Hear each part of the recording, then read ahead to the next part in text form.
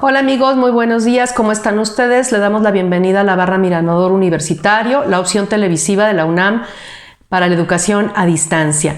En esta ocasión, pues continuamos con los temas dedicados a la Declaración Anual de Personas Físicas. Recordemos que pues ha habido un cambio en cuanto a la fecha de presentación. El día de hoy es 28 de abril de 2020, el día en que se está realizando este programa.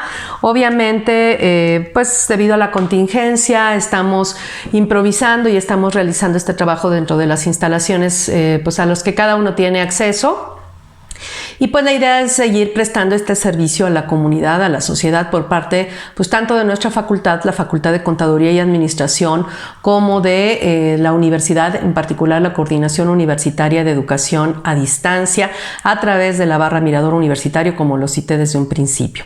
En esta ocasión, en este programa vamos a hablar del pago del ISR en la Declaración Anual de Personas Físicas. Me acompaña por vía telefónica el maestro Luis Fernando Poblano. Él es colaborador de nosotros desde hace mucho tiempo.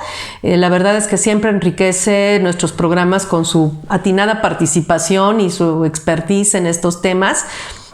Él es profesor de las áreas tanto de auditoría como de fiscal y en esta ocasión pues nos acompaña por vía telefónica. Le damos la bienvenida, maestro Luis Fernando. Gracias por estar con nosotros y apoyarnos pues desde tu oficina, desde tu casa, desde tu espacio personal para la realización de este programa. Hola Susi, buenos días a todos y es un gusto estar participando en estos programas y pues adelante, con mucho gusto estamos participando. Pues mira, Luis Fernando, ya tenemos varios programas relacionados con el tema de la Declaración Anual de Personas Físicas que han hecho mis compañeros, tanto para televisión como para radio. Y pues el tema que nos ocupa a nosotros sería el pago del ISR anual. Obviamente la fecha límite de pago era el 30 de abril, pero esta fecha pues se mueve. ¿Cómo nos notificaron de la extensión del plazo para la presentación de la Declaración Anual? Bueno, aquí fue a través de un comunicado de prensa y bueno, pues aquí la autoridad nos está indicando que a más tardar el 30 de junio del 2020 se va a tener que presentar o se puede presentar lo que es la declaración anual. Aquí la regla 13.2 que se publicó el 2 de abril del 2020 es una cuarta versión anticipada de la primera resolución miscelánea, todavía no está publicada, digamos, oficialmente, pero pues es donde nos están indicando que será la prórroga para que se pueda presentar el 30 de junio de este año. Entonces, bueno, finalmente, aunque no esté publicado oficialmente, pues sí nos está dando un beneficio, lo tomamos y posteriormente ya sabemos que se publica la regla desde ya de tiempo, ¿no? Perfecto. Entonces, la vía oficial más cercana sería la cuarta resolución anticipada de la resolución miscelánea fiscal, como lo citas, y esta está disponible en la página del SAT, ¿verdad? Así es, sí, salió el 22 de abril, hace poquito, unos días apenas. Perfecto, en la sección de leyes, ¿no? Y normatividad, más bien de normatividad, ¿verdad? Ahí está en la página del SAT. Normatividad, y luego ahí si lo quieren ubicar exactamente dónde está, es normatividad, y luego nos vamos a reglas de miscelánea, las publicaciones anticipadas, y ahí está la cuarta versión anticipada. Perfecto. Bueno, entonces nos vamos hasta el 30 de junio como fecha límite de pago, pero tú y yo habíamos platicado en forma previa a este programa y habías comentado que pues algunas personas físicas ya habían presentado su declaración anual y que lo habían hecho obviamente antes del 30 de abril y que la fecha límite de pago según el acuse con la línea de captura que les daba era del 30 de abril. ¿Qué pasaría en este caso? ¿Tendrían que pagar estas personas el 30 de abril o qué sucedería? ¿Cuál sería tu recomendación? Bueno, en sí, la recomendación, y también que va a coincidir con lo que ya ha publicado el SAT en sus preguntas frecuentes, es que aquella persona que ya presentó su declaración anual le resultó un impuesto a pagar y tiene la línea de captura con fecha 30 de abril, lo que va a tener que hacer es presentar una declaración complementaria. Una complementaria con la opción de modificación de obligación, modificación de la declaración, y desde luego pues ahí ya le va a presentar la complementaria y le va a generar una nueva línea de captura con fecha de pago 30 de junio.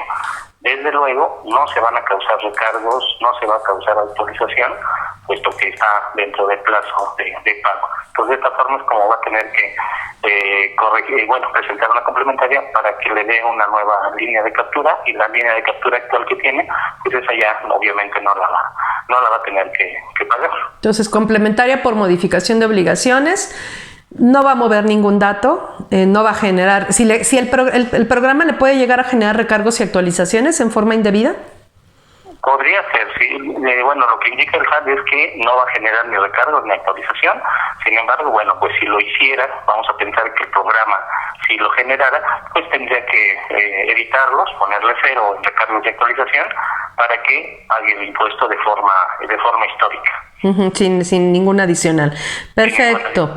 Ahora, fíjate que tenemos algunas preguntas que han llegado a través de redes sociales, a través de las distintas redes sociales de la página Mirador Universitario, de la Coordinación Universitaria de Educación a Distancia. Estas preguntas, pues precisamente tienen que ver con la Declaración Anual de Personas Físicas. Tenemos una pregunta de Minerva Saldívar que nos dice: buenos días, una persona física efectuó el pago de una póliza de seguros de gastos médicos a una compañía de seguros reconocida. Solicitó su apoyo para resolver la indicación que señala el SAT en el prellenado de la Declaración Anual de Persona Física, que indica concepto no clasificado, y entre comillas dice: la descripción del concepto no se identifica como deducción por prima de seguros de gastos médicos, y pregunta que qué se debe hacer en esos casos. Bueno, en ese caso lo primero que tiene que hacer para efecto de la declaración anual está dentro de los no clasificados. Tendrá que seleccionarlo para que sí se clasifique dentro de lo que es las deducciones personales que considere el programa. Tiene que verificar la forma de pago, que sí haya sido pagado no en efectivo, sino con cheque, transferencia, tarjeta de crédito, para que proceda el pago, que sea dice que una empresa reconocida. Bueno, pues tendríamos que ver que sea una empresa nacional, porque debe ser una empresa que sea residente en México para que se pueda hacer deducible. Y bueno, seleccionarlo. Lo más seguro es que la autoridad no le vaya a devolver, puesto que no identifica que el concepto en la póliza diga que es un seguro de gastos médicos. Y después tendrá que hacer la solicitud de devolución adjuntando el comprobante donde sí aparezca el concepto de que es una póliza de gastos médicos, ¿no? A ver, entonces en el apartado de deducciones personales vienen las distintas deducciones personales, y el último bloque precisamente se refiere a sin clasificación, ¿no? Y ahí es donde tendría que seleccionarlo para tratar de clasificarlo, ¿no? Así es. Sí, incluso, bueno, aprovechando la pregunta, ahí en otros que no están clasificados, a veces encontramos deducciones personales de gastos médicos o de cualquier otro. El detalle es que cuando le pidieron el comprobante y manejaron e indicaron cuál era el uso del comprobante, resulta que no anotaron gastos médicos, sino anotaron gastos en general o algún otro concepto. Y entonces el sistema, la plataforma, al decir el uso, gastos en general, no los está tomando como gastos médicos. Entonces, bueno, pues ahí obviamente hay que seleccionarlos para que sí los tome, y de esa forma pues ya sea una deducción personal para efecto de la declaración anual. Aquí recordemos que dentro de la guía de llenado de lo que es el CFDI nos indica, todavía está vigente, que si el uso es distinto al que realmente le estamos dando, eso no limita su deducción ni el acreditamiento del IVA, en su caso, si fue el supuesto, ¿no? Entonces, sí podemos, esos que están en los no clasificados, seleccionarlos para que los suba a deducción personal y formen parte de la declaración anual. Perfecto. Pudo haber sucedido que la clave de producto o servicio sea incorrecta, ¿no? Bueno, sí, también puede ser que tengan la clave de producto o servicio, pero más bien lo que yo he visto en la práctica es que están ahí por el uso, porque tienen gastos en general. En lugar de deducción personal. En lugar de gastos médicos. Ajá. Y entonces, bueno, entonces ya nos dijiste cuáles serían tus recomendaciones en este caso. Entonces, hay que verificar que el comprobante tenga cumpla con esos requisitos en particular, ¿no? Exactamente. Podría tener el uso no identificado, ¿no? En todo caso. Y serían deducibles. El tema es que no tenga gasto general. Sí. O sea, que no tenga un gasto médico. O sea, si no tiene gasto médico, pues no importa, porque puede tener cualquier otro, y aún así la guía de llenado dice que es deducible. Ah, perfecto. Bueno, entonces dejamos las deducciones personales. Bueno, esta pregunta, perdón, con relación a las deducciones personales. Tenemos otra pregunta también a través de las redes sociales de Mirador Universitario. Dice, soy persona física con actividad empresarial y aparte recibo ingresos por sueldos y salarios. En la declaración anual del 2018 tuve una pérdida por 6,000 pesos en actividades empresariales y en salarios tuve un saldo a favor de 180 pesos. Es Ana Miranda la persona que hace esta pregunta. Y dice, ahorita que estoy haciendo mi declaración para 2019, igualmente por ambos ingresos, sueldos, salarios y actividades empresariales, salgo con un ISR a pagar de 1,118 pesos. En 2019, en los pagos provisionales no amorticé la pérdida fiscal que traía en actividades empresariales. En esta declaración puedo considerarla para no pagar los 1,118 y cómo aplico el ISR a favor de 180 pesos. Dice, ojalá y me puedan orientar. Pero si te parece, antes de responder esta pregunta, vamos a hacer una pausa y continuamos después de la misma.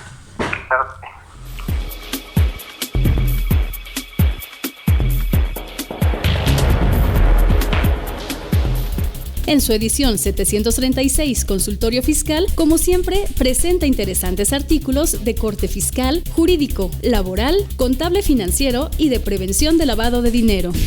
En primer lugar, Luis Enrique Angón Velázquez explica, punto por punto, a través de múltiples cuadros sinópticos, el tema de los esquemas reportables y la declaración informativa de operaciones relevantes, luego de su novedosa introducción al esquema mexicano con la reforma fiscal de este año 2020. Por su parte, Sergio Alejandro Ríos Alonso nos actualiza y pone al tanto de los acuerdos generados por el Instituto Mexicano del Seguro Social y el Infonavit, así como de las modificaciones a las reglas de opinión de cumplimiento, todo ello derivado a raíz de la pandemia por COVID-19.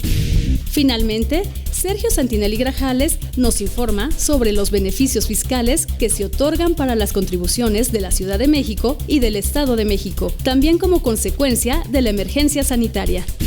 Además, podremos encontrar amplios análisis sobre la situación actual y las más recientes facilidades fiscales, la declaratoria del estado de emergencia en Perú y sus efectos en el comercio exterior, los criterios para la elaboración de las jurisprudencias y tesis de la Suprema Corte de Justicia de la Nación y la opinión y apoyo de Prodecon respecto a un tema prioritario del Código Fiscal de la Federación y las catalogadas como empresas que deducen operaciones simuladas.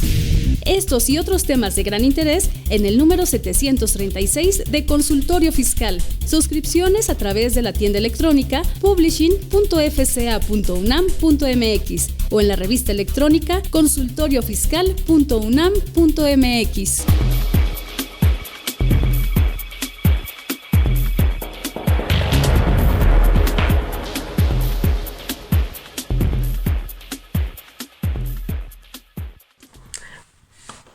Bueno, pues ya estamos de regreso y entonces decíamos antes de irnos a la pausa que tenemos una pregunta de Ana Miranda, donde tuvo una declaración anual en 2018 con pérdida en actividades empresariales, saldo a favor en ISR por sueldos y salarios, y en 2019 se le olvida amortizar la pérdida en pagos provisionales, va a presentar la anual de 2019 y la pregunta, yo creo que partiríamos esta pregunta en partes. Primero, si se le olvidó amortizar la pérdida de la pérdida fiscal de 2018 en pagos provisionales, ¿qué tendría que hacer respecto a 2019?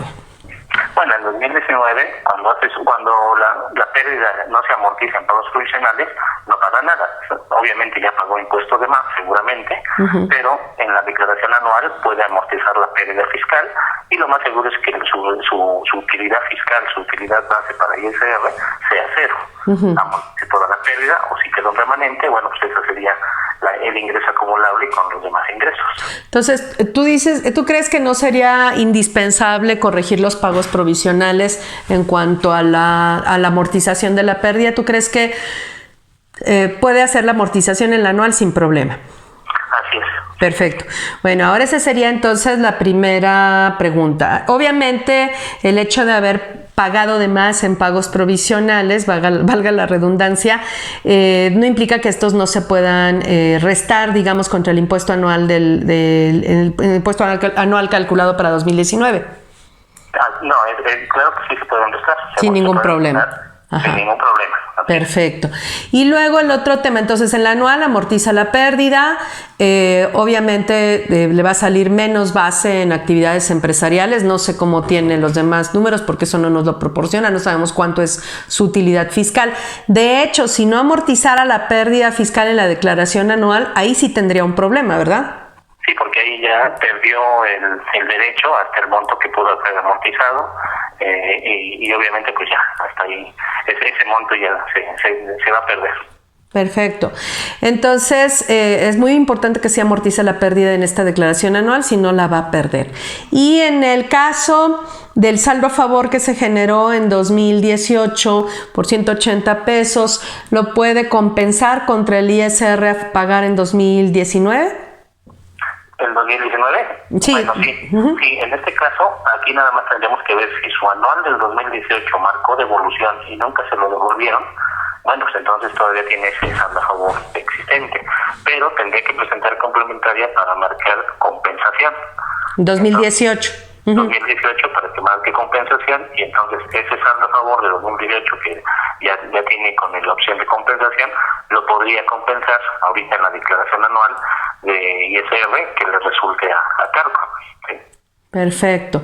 Pues esas son las preguntas que tenemos a través de redes sociales, a través de la página Mirador Universitario. Y si te parece, entonces continuamos con nuestro tema del pago del ISR en la declaración anual, ¿no? Entonces ya dijimos que el pago se extiende, la fecha límite de pago se extiende hasta el mes de junio.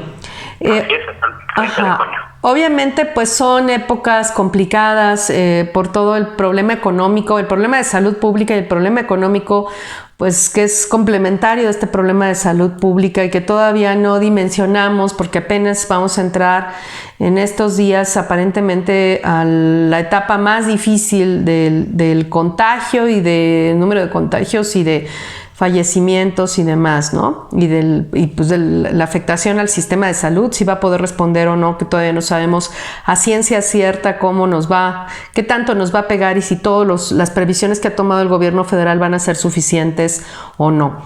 Pero bueno, la afectación económica ya está aquí, ¿no? Ya está en puerta y todavía no, pues terminamos de sufrirla, de padecerla, ¿no?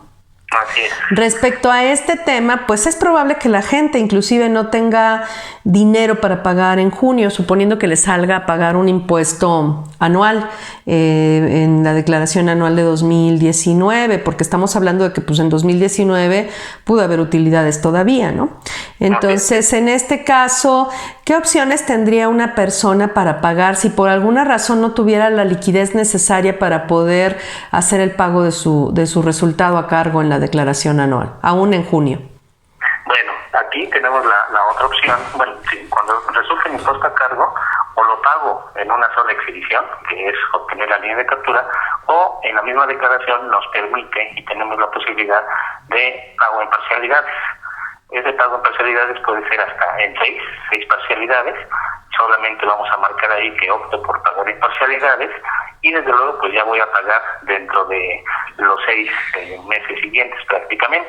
Incluso dentro de la misma página del SAT ya nos indica que vamos a suponer que si una persona presentó su declaración anual lo que sería el 30 de junio, a más tardar como último día, y le resulta pagar, bueno, pues su primer parcialidad la tendría que pagar el día 30 de junio.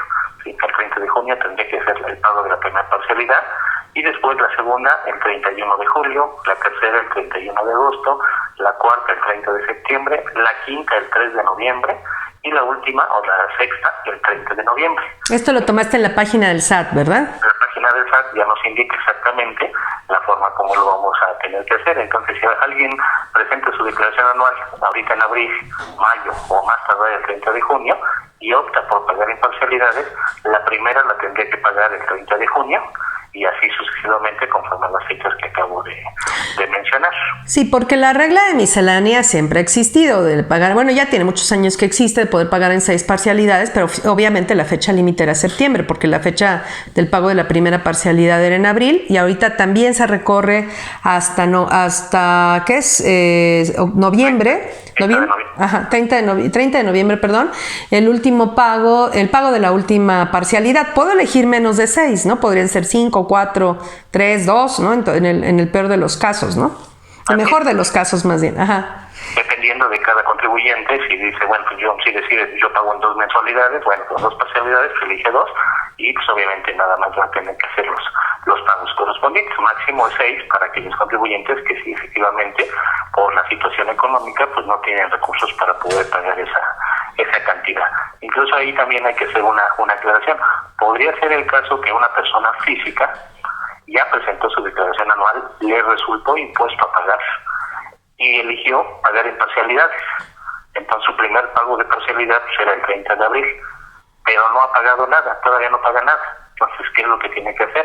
Tendría que presentar una declaración complementaria, y con la declaración complementaria que presente ahorita en este momento, de aquí al 30 de junio, le elige nuevamente pago en parcialidades y le va a dar la fecha de pago de la primera parcialidad para el 30 de junio. Entonces también aplica para aquellos que ya presentaron su anual, ya habían elegido la pago en parcialidades y ya tenían su primer fecha de pago, que era el 30 de abril, ahorita se iría al 30 de junio. También tendrían que hacer su complementaria con modificación de la declaración anual. Perfecto. Los formatos de pago te los da al momento de presentar la anual, ¿verdad? Los formatos de las 6 parcialidades, suponiendo que elijas de las 5 parcialidades restantes, porque la primera pues la pagas en la declaración anual, pero las 5 restantes te da los formatos de pago al momento de presentar la declaración anual, ¿verdad? Así es. Sí, en este caso, bueno, obviamente la primera pues es con la parcialidad, la línea de captura que te da con el acuse que se presenta de la declaración anual. Uh-huh. Sí, claro. Entonces, ahora, esto tiene un costo financiero, ¿no? O sea, o no se genera ningún pago adicional aparte del impuesto. No, aquí en este caso no se genera ningún pago adicional. Pero no hay un factor para dividir entre las parcialidades elegidas y para determinar el monto a pagar. Bueno, lo que pasa es que ya te lo da, digamos que ya te lo da con un factor que incluye lo que sería la actualización de los recargos por financiamiento. Uh-huh. Ya te da la cantidad. O sea, no hay que hacer ningún cálculo adicional por parte del contribuyente, pero obviamente sí tiene un costo financiero. Sí, exacto. Bueno, a ver, el contribuyente no tiene que hacer ningún cálculo de recargos, de actualización, de absolutamente nada. Simplemente ya te va a dar las cantidades que cada mes vas a tener que pagar, o sea, que el contribuyente va a tener que pagar. Desde luego, pues la autoridad nunca te va a dar algo de gratis, siempre te va a dar un costo de financiamiento. Pero es un costo financiero muy bajo realmente, o sea, ni siquiera es... Bueno, yo he hecho los cálculos y realmente es un costo bastante generoso en ese sentido, un costo financiero bajo, ¿no? Sí, obviamente no te aplican la tasa de recargos que es por pagos temporales. Uh-huh. ¿Sí? Te aplican lo que es la de parcialidades, ajá. Parcialidades, exactamente. Inclusive creo que si no mal recuerdo, la regla de miscelánea establece que si te atrasas en el pago de alguna parcialidad, pagas la tasa de recargos de mora, o sea, el 1.47% por cada mes que te atrases, pero no se actualiza el importe a pagar, es la pura tasa de recargos por mora. Es lo que te va a cobrar por pagos temporales, por el hecho de que no pagaste en tiempo en estas fechas que mencionamos, es lo que te va a cobrar de recargos, nada más. Pero sin actualización, ¿verdad? Y lleva actualización. Uh-huh. Bueno, y entonces en este caso, pues esa sería, digamos, una forma de pagar. ¿Nos podrías dar, tienes el número de la regla? La verdad es que yo no lo tengo a la mano, para el pago en parcialidades. No la tengo. Bueno, si te parece, hacemos una pausa y vamos a continuar después de la misma. Tenemos todavía tiempo. No tenemos todavía tiempo, perdón. Ahorita si quieres que hagamos la pausa, en unos 10 minutos, hacemos una pausa y a ver si ahí podemos proporcionarles a nuestro público el número de regla de resolución miscelánea después, regresando de la pausa, ¿no? Bueno, entonces tenemos el pago en parcialidades, hasta en 6 parcialidades. Esa sería una facilidad que podemos tener. En cuanto a los medios de pago, fíjate que luego es muy común que la gente pues dice, tengo impuesto a pagar, y se les hace pues fácil ir y querer pagar con efectivo en la ventanilla bancaria. ¿Pudiese hacerse esto? ¿Esto es así de sencillo o realmente tenemos que pagar, hablando de personas físicas, a través de transferencia electrónica de fondos? No, bueno, aquí las personas físicas también sí pueden pagar en ventanilla bancaria, podrían pagar en efectivo, con transferencia, puede ser con cheque. Incluso hay una regla miscelánea, aunque no tengo el número, que nos indica que las físicas podrían pagar su impuesto con tarjeta de crédito. Uh-huh. Sí, pero hay ciertos montos, ¿no? O sea, para el efectivo, tarjetas de crédito, débito, etcétera, transferencias, pues eso sí, digamos que es la regla general para las personas físicas, como bien lo citas. Pero si no mal recuerdo, para el efectivo hay montos de ingresos, ¿no? Si son personas físicas de actividades empresariales, solo lo pueden hacer si sus ingresos no exceden de 2 millones y pico. Ahorita les damos las cantidades exactas, también después de la pausa. Y si son el resto de las personas físicas que no son empresarias, si no mal recuerdo, son 400 y tantos mil pesos los que tendríamos que considerar para poder pagar en efectivo, si no mal recuerdo. Sí, bueno, aquí sí es una regla de miscelánea, no recuerdo ahorita cuál es la regla, donde nos da esa posibilidad para efecto de lo que es el pago. Ajá. No todas las físicas podrían pagar en efectivo en ventanilla bancaria. Ajá, así es, pero tarjeta de crédito sin problema. Sí, esa es otra opción, pagar con tarjeta de crédito. Sí, tú no sabes, bueno, yo no sé, no estoy segura. Digo, por ejemplo, en contribuciones locales sí algunas, incluso tiendas departamentales te dan la posibilidad de pagar hasta en 12, 13 mensualidades, por ejemplo, el predial, la tenencia inclusive. Eso no se ha implementado a nivel federal para el impuesto a pagar en la declaración anual. ¿Tú tienes alguna experiencia en ese sentido? No, ahí sí no. Así que ojalá y hubiese que en las tarjetas de crédito pagaras el monto del impuesto anual a pago a meses sin intereses. No hay. ¿Sí? Ajá, eso podría ser otra posibilidad, ¿no? Bueno, es una opción para ayudar a las personas. Sí, pero pues obviamente eso ahorita pues no existe. Ojalá y pudiese existir en este caso, ¿no? Antes de continuar respecto al cálculo del impuesto anual, hay algunos beneficios que, bueno, lo que son las deducciones personales, que no nada más son deducciones personales las que podemos aplicar, hay estímulos fiscales que se aplican en la declaración anual. ¿Podría citárnoslo y saber si existe alguno adicional que hayan implementado ahorita por la contingencia sanitaria o la emergencia sanitaria? Bueno, además de las deducciones personales que ya tenemos para cada año, tenemos también el estímulo fiscal, que es el artículo 185 de la ley de la renta, donde hasta un monto de 152,000 pesos las personas físicas podrían hacer un depósito especial en una cuenta de ahorros o adquirir un seguro de planes de pensiones para jubilación o retiro, o adquirir acciones de sociedades de inversión. Para esto las personas físicas tendrían que acudir al banco con su ejecutivo y en ese caso, bueno, para informar, pedir que se van a hacer estas inversiones conforme al artículo 185, se hace la inversión hasta 152,000 y eso, digamos que lo podríamos hacer. Aquí el artículo nos dice que se puede hacer hasta antes de presentarse la declaración anual. Como la anual se presentaba en abril y ahora tenemos hasta el 30 de junio, pues a más tardar el 30 de junio podría yo hacer esa inversión y se considera para el ejercicio 2019. Eso se consideraría dentro del restar para la utilidad base para el impuesto sobre la renta y disminuir el ISR. Entonces ese sería un estímulo fiscal que todavía es algo que se puede hacer para bajar la base en la declaración anual. Es un estímulo al ahorro, ¿no? En este caso, porque si algún día sacas el dinero de estos canales de inversión o de ahorro, se genera la obligación de pagar el impuesto que dejaste de pagar en este año, ¿no? Sí, vamos a decirlo así, es diferir el impuesto, ¿no? Ahorita esos 152 bajas la base, no pagas el impuesto, pero la inversión tiene que quedarse 5 años ahí sin poder retirarla, y en el momento en que tú la retira el contribuyente, se convierte en un ingreso acumulable en ese ejercicio, y en ese ejercicio se va a pagar el ISR correspondiente por esos 152, sin que el impuesto que se genere por esos 152 sea mayor al impuesto que se hubiera causado cuando se hizo deducible esa cantidad. ¿Sí? Perfecto. Y en este caso es un impuesto que incluso se hereda, ¿no? El pago del impuesto inclusive se hereda, ¿no? Sí, exacto. Bueno, en principio si la persona cuando lo retira pues va a presentar su declaración con el mismo contribuyente, pues él lo va a acumular.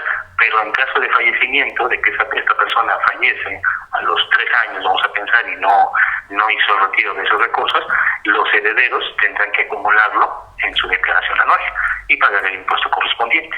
¿Sí? Entonces es una forma de diferir el impuesto y es una herramienta que tenemos para como estímulo para hacerlo hasta antes de la declaración anual, hasta antes de que se presente el anual, puedo hacer esas inversiones o adquirir ese seguro de pensiones.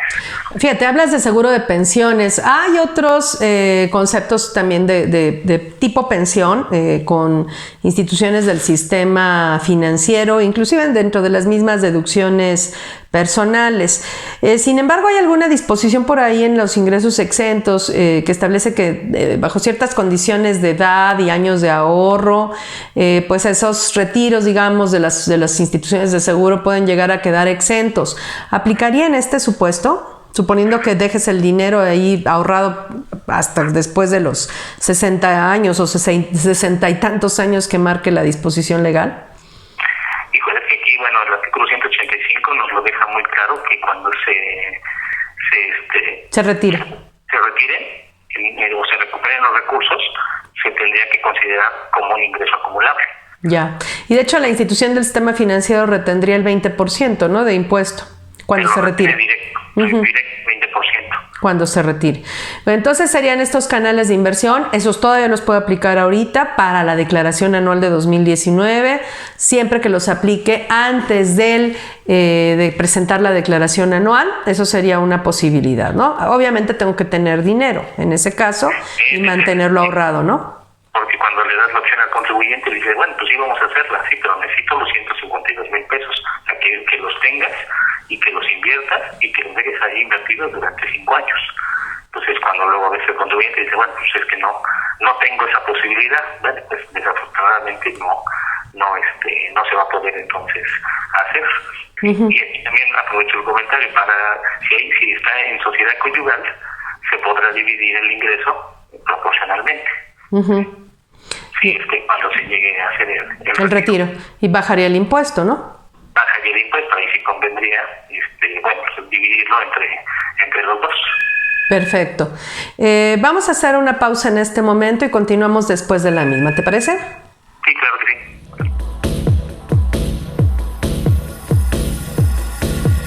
En Déficit, con José Silvestre Méndez.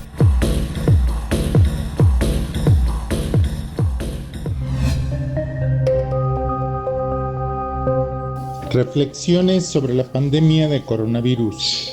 Hola amigos de En Déficit, espero que todos se encuentren muy bien en este obligado confinamiento. En estos tiempos que estamos viviendo de crisis epidemiológica y económica, es necesario reflexionar y replantear muchos aspectos de nuestra vida cotidiana. Por ejemplo, se me ocurre plantear la pregunta, ¿qué pasa con la productividad, la rentabilidad y la competitividad en estos tiempos? Creo que es necesario detener la carrera de más y más. Debemos atemperar esta carrera.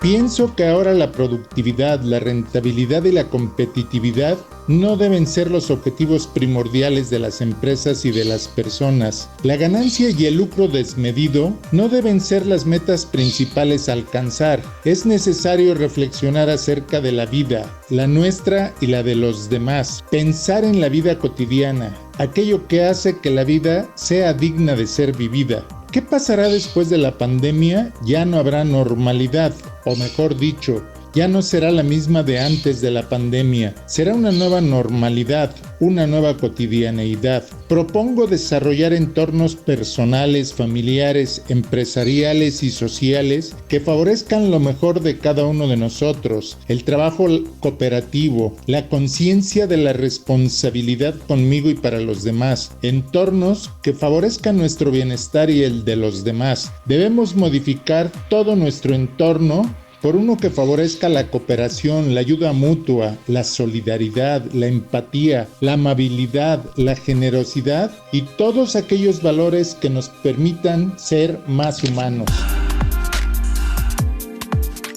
Seamos más humildes, más colaborativos, más generosos, apoyando y realizando acciones que contribuyan al bienestar de los demás. Desde ahorita, en estos tiempos difíciles de confinamiento, de quedarse en casa, es necesario desarrollar y practicar valores como la solidaridad, la ayuda mutua, la alegría, el afecto, el amor, la dignidad, el diálogo virtual manteniendo la sana distancia, la ética, el aceptar a los demás como son, no discutir, no pelear. Ahora deberemos estar más conscientes y valorar la salud de nuestros familiares, nuestros hijos y nietos, nuestros amigos, nuestros conocidos. Como decía Robert Kennedy, valorar la belleza de nuestra poesía, la fuerza de nuestros matrimonios, la inteligencia del debate público, la integridad de nuestros funcionarios, nuestro coraje, nuestra sabiduría, la devoción a nuestro país, es decir,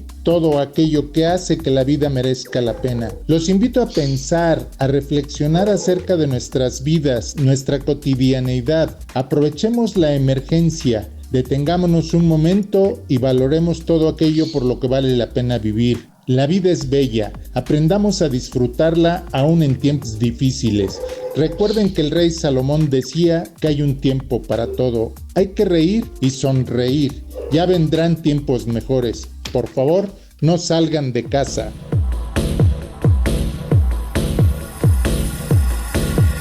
En déficit, con José Silvestre Méndez.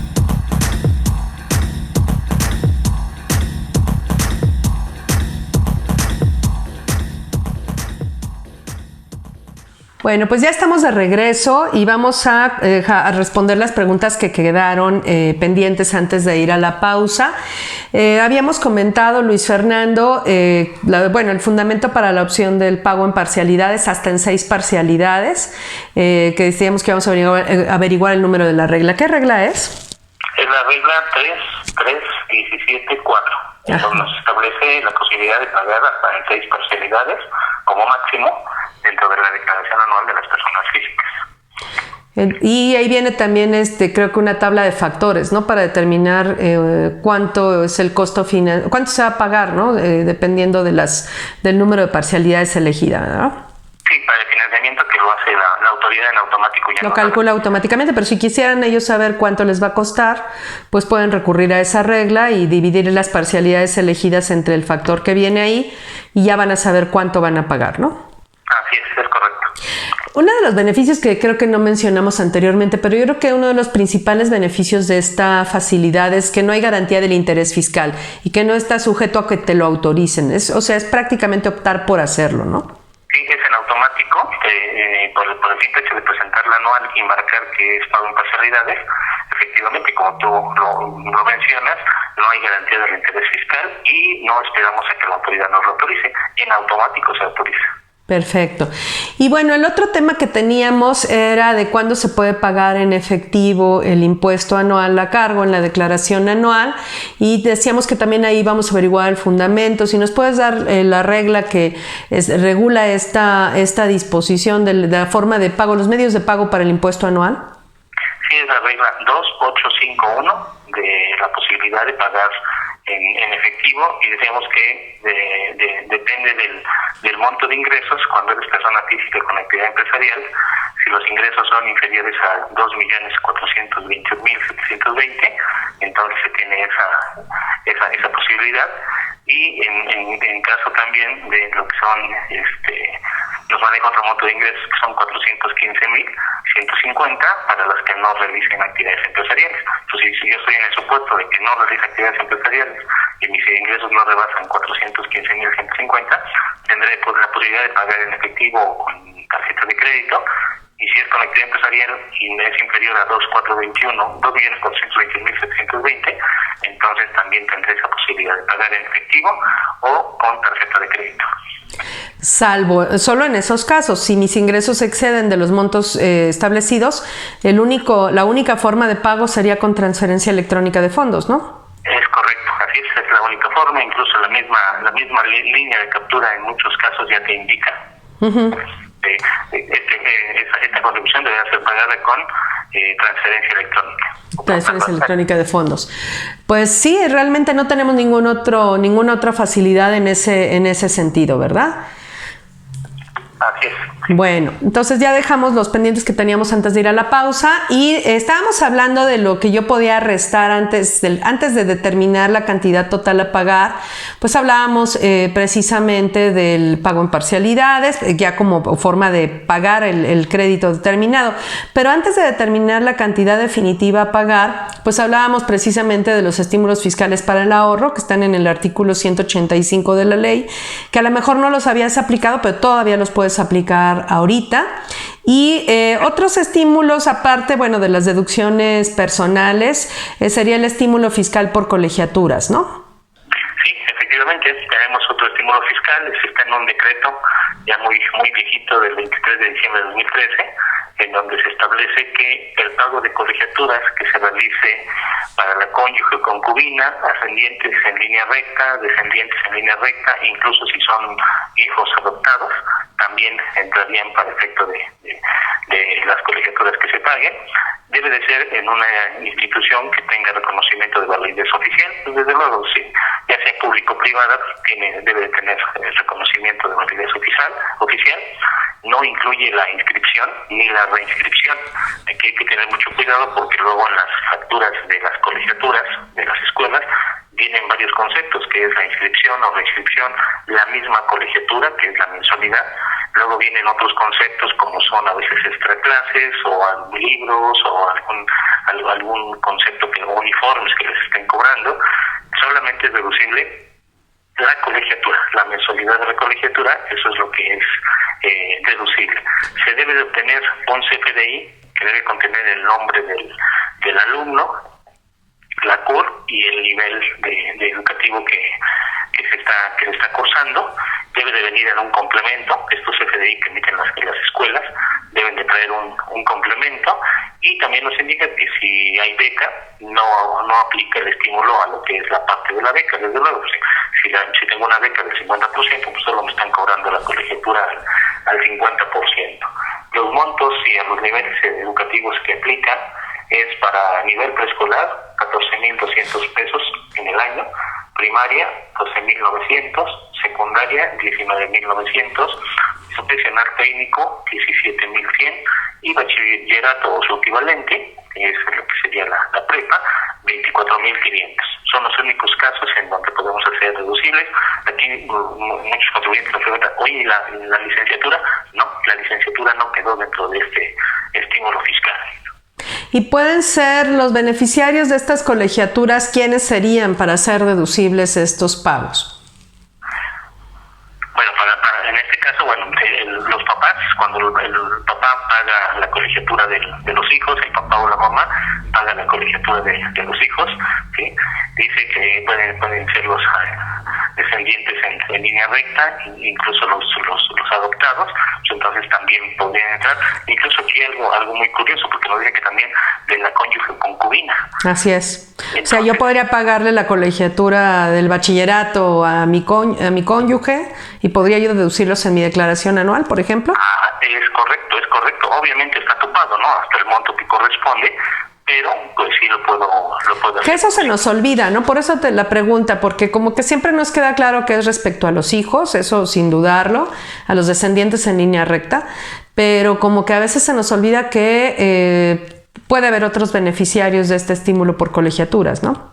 Así es, exactamente. Y además, algo muy importante, si el papá, tiene 3 hijos, y los 3 hijos están cada uno en un nivel de primaria, otro puede estar en preescolar, otro en secundaria, el estímulo fiscal aplica a cada uno de los hijos. O sea, por cada hijo que esté pagando la colegiatura, tengo el tope que corresponde a cada nivel para hacerlo deducible.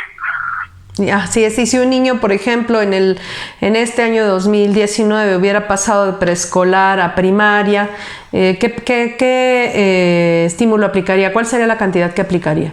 Bueno, ahí lo que nos dice el decreto, que se va a aplicar el que tenga mayor monto. Cualquiera que sea. Cualquiera que sea, exacto. Si por ejemplo, preescolar es 14,200, primaria 12,900, aplicaría el de 14,200. Podría... Perdón. ¿Podría yo misma ser beneficiaria del estímulo? O sea, yo pagar mi colegiatura de algún tipo de estudios y deducirlo en mi declaración anual. No, porque no habla para el propio contribuyente, sino para el cónyuge, concubina o los hijos, incluso los adoptados, los que son adoptados. Los descendientes en este caso. Para uno mismo, no. Bueno, y entonces eso tendría que aplicarlo. ¿Esto cómo viene en el formato actual? Porque, bueno, obviamente tú, como bien mencionabas, el CFDI tiene sus propios requisitos. Es un CFDI, pero tiene un complemento de colegiaturas donde viene la CURP y el nivel escolar del alumno, como un dato adicional que no tienen los demás CFDIs. Estos también los clasifica automáticamente, se clasifican automáticamente en el portal de declaraciones. Sí se clasifican, y la experiencia que yo he tenido con las declaraciones de varios contribuyentes es que cuando sí trae el complemento y obviamente se fue bien elaborado el comprobante, sí lo trae dentro de los que ya están clasificados. O sea, están clasificados. ¿Sí? Incluso ahora la modalidad que de repente cuando entramos a la plataforma, dices, bueno, ¿y dónde están mis deducciones? Y vienen ahí unas figuritas donde dice gastos médicos, donde dice colegiaturas, donde dice transporte escolar de los hijos. Bueno, pues ahí le presionamos y viene toda la clasificación. Entonces, sí vienen ahí todos los comprobantes de colegiaturas, pero también la experiencia que hemos tenido es que hemos encontrado en los no clasificados también comprobantes de colegiaturas. Y resulta que cuando va uno a analizar ahí en ese renglón, ¿por qué me lo pone la autoridad como comprobante que no está clasificado? Resulta que dice que no tiene el complemento. No tiene el complemento del alumno, la CUR y el nivel. Y resulta que, bueno, vamos a ver el complemento, el comprobante que le dio la escuela, y efectivamente resulta que en el cuerpo, en el concepto, fue cuando le pusieron nombre del alumno, la CUR y el nivel dentro del concepto, no como un complemento. Y entonces lo está considerando la autoridad como no clasificado por no traer el complemento. ¿Y no lo voy a poder clasificar? Bueno, lo podríamos clasificar, porque sí lo que te da la posibilidad de seleccionarlo y subirlo para que se clasifique. Pero en realidad el comprobante no reuniría requisitos fiscales. Lo más seguro es que cuando te devuelvan menos, y te va a decir pues por las deducciones que el comprobante no reúne el requisito, porque un requisito es que tenga el complemento. Y sí hemos visto que muchas escuelas no hacen el complemento, sino meten esos datos en el concepto. Sí.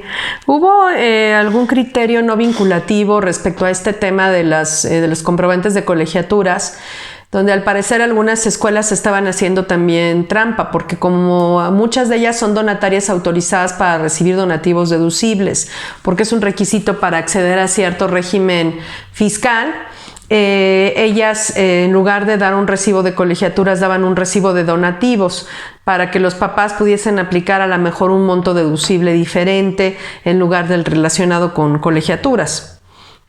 Sí, bueno, pues ahí obviamente es una práctica indebida, porque además un donativo, para que sea deducible, los requisitos es que no debe ser oneroso ni remunerativo. Y al no cumplirse este requisito, porque pues, obviamente él está pagando un donativo, pero estoy recibiendo un servicio, el servicio de educación para el hijo, ¿no? No es donativo. No es donativo, exactamente, pierde la calidad de donativo porque es remunerativo. Estoy remunerando por un servicio que me están prestando. Así es. Entonces, en realidad, pues esa partida no sería deducible, pues bajo ninguna forma, ¿no? El comprobante no sería el correcto. Ahora, obviamente todo esto tiene que estar igual que las deducciones personales en general, todas tienen que estar pagadas con medios de pago electrónicos, ¿no? ¿Hay alguna que todavía se pueda aplicar en efectivo? No, bueno, las colegiaturas estas tendrían que pagarse con cheque, con cheque o transferencia, como lo pide el decreto. El decreto del estímulo fiscal.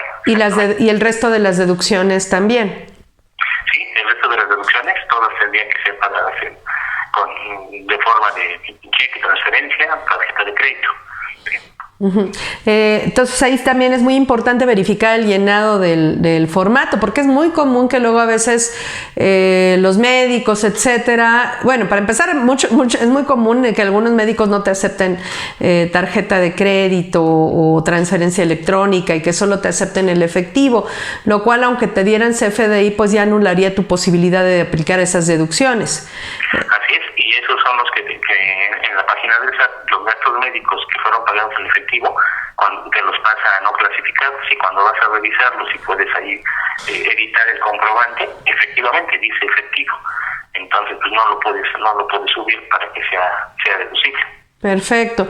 Entonces, pues esos automáticamente se van a tener que rechazar, ¿no? En ese caso. Sí, ahora también algo muy importante para los contribuyentes, porque hay contribuyentes que de repente, bueno, por ciertas situaciones tienen gastos médicos muy altos, por alguna cirugía, o sea, reúnen una gran cantidad de comprobantes, tienen créditos hipotecarios, pero hay que recordar que las deducciones personales están topadas. Así es. Tienen un tope, y entonces pues a veces tienen 200, 300 mil pesos de deducciones personales, cuando el tope que tenemos es del 15% de los ingresos del contribuyente, incluyendo aquellos que son conceptos que no pagan impuesto, como son los exentos, o sea, es en sí todos los ingresos, pero también está topado a 5 UMAS anuales, que son cerca de 180 y tantos mil pesos. Y entonces, pues de nada sirvió haber obtenido comprobantes por 200, 300 mil pesos, porque solo está topado a estas cantidades que estamos mencionando. Así es. Entonces hay que tener mucho cuidado con esto, porque luego la gente cree que dándote miles de comprobantes no van a pagar impuesto, van a salir con saldo a favor, y no es cierto. Así es, sí, efectivamente, no va a suceder así, y la misma página ya te los toca. Perfecto. Con el tope, ahora hay que considerar que es este tope más lo de las colegiaturas. Sí. ¿Alguna recomendación? Nos quedan 5 minutos. ¿Algún tema que te gustaría tratar respecto a la declaración anual que quisieras alertar a nuestros internautas, a nuestros radioescuchas, etcétera? ¿Qué es lo que te gustaría plantearles respecto a este tema de la declaración anual de personas físicas? Bueno, aquí algo, como experiencia que hemos tenido en la práctica, lo que viene precargado en la página del SAT, en el concepto de intereses percibidos, porque hay quienes tienen inversiones y, bueno, obviamente pues esas inversiones generaron intereses, ya en la página del SAT en muchos casos vienen precargadas. Sin embargo, no confiemos mucho en lo que viene precargado en intereses, porque sí, efectivamente viene el balance del banco, los intereses que me pagó, los intereses reales, la pérdida, la retención, y si lo damos por bueno, ¿sí? Ya ha sucedido que a la hora de que tenemos las constancias que nos da el banco en la mano, son diferentes las cantidades, o a veces nos falta información, o a veces es información que es mayor, ¿sí? No son, las cantidades son mayores, y entonces si lo damos por bueno lo de la página del SAT, pues cuando mandamos la declaración y nos contesta el SAT, no te devuelvo el saldo a favor o te devolví parcialmente, y porque no coinciden los intereses de acuerdo a la base de datos de ellos. Sí, y es que con alguno de mis contribuyentes no tenían las constancias, me dicen, no, pues da por bueno lo que dice la página del SAT, bueno, pues lo damos por bueno, y resulta que ya después no nos devuelven completo y nos dice, la diferencia son los intereses. Entonces ahora necesitamos las constancias para comparar contra los intereses que dice la página del SAT. Entonces siempre hay que validar con constancias la información que nos dé la página del SAT. No la demos en automático como válida. Tiene diferencias. Oye, en ese caso pues tendríamos que entrar a la página del SAT, al repositorio de comprobantes. Ahí vienen factura electrónica o constancias de retenciones, si no mal recuerdo, no recuerdo el nombre exacto que les ponen, CFDI de retenciones, algo así. Y entrar ahí para verificar si en el repositorio, a lo mejor no nos los han hecho llegar las instituciones del sistema financiero, y sin embargo sí se generaron. Se pudieron haber generado inclusive en 2020, en enero, febrero, entonces marzo, bueno, en cualquiera de estos meses. Entonces tendríamos que verificar si se generaron esas constancias de retenciones vía CFDI en el repositorio antes de presentar la declaración anual, ¿verdad? Exactamente, sí, que en muchos casos te vas a sorprender que que no la generaron en 2019 y que hasta que no se las pides es cuando te la generan.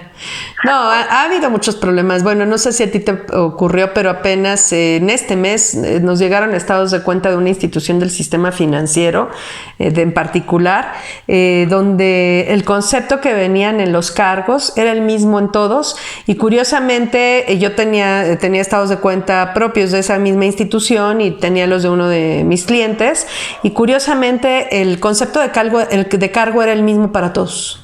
Entonces sí ha habido, claro que eran estados de cuenta impresos, no necesariamente quiere decir que eso haya ocurrido en el sistema informático, pero por lo menos a nivel de impresiones sí tenían esos errores, ¿no?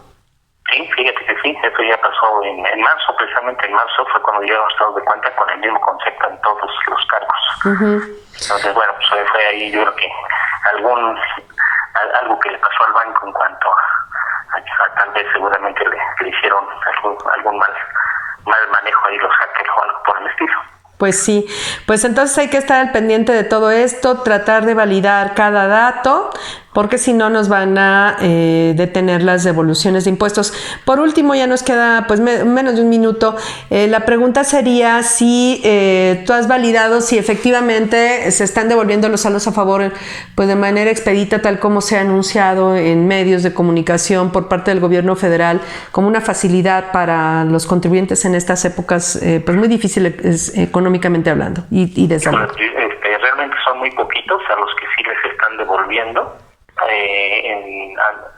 Yo creo que al 20% de los contribuyentes que yo presenté les devolvieron. De ese 20% yo creo que a la mitad sí les devolvieron la cantidad exacta y a la otra mitad les devolvieron una cantidad mucho menor, argumentando pedir constancias de intereses, comprobantes de deducciones personales, o incluso para aquellos que tienen actividad empresarial, para quien nos hacía la pregunta al que contestamos al inicio, pues cuando tienes pérdida y amortizas, te piden, como acumulaste cero en actividad empresarial, te piden revisar los comprobantes de toda la actividad empresarial. Bueno. No, imagínate, mostrar todos los comprobantes de todo el año, eso es imposible. Pues bueno, pues la verdad es que todavía nos falta mucho por vivir en este nuevo formato y con toda esta experiencia de las declaraciones anuales y la prórroga en cuanto al plazo límite.